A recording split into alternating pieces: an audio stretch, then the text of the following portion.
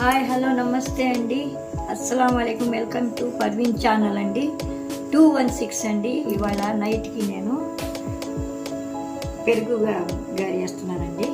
ఇదిగోండి పొయ్యి మీద కడాయి పెట్టాను. ఇదిగోండి పిండి ఇలాగా ఇక తాలింపు పెట్టుకున్నానండి. ఇందులో వేస్తాప్పుడు చూపిస్తానండి. ఇదిగోండి ఇలా వేసానండి గారి.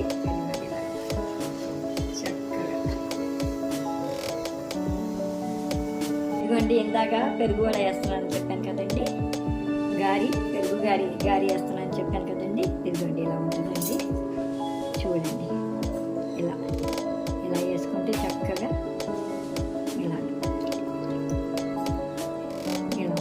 చూసి మీరు కూడా చెప్పండి, చేసుకోండి. మీరు కూడా నచ్చితే లైక్ చేయండి, షేర్ చేయండి. ఎవరికైనా మీ చుట్టాలకి మీ బంధువులకి కామెంట్ రూపంలో పెట్టండి. మాకు కామెంటు బెల్ కొట్టండి. థ్యాంక్ యూ అండి. చూడండి మినపప్పు గారి మజ్జిగ పెరుగు తోడేసి మజ్జిగ అందులో తాలింపు వేసానండి.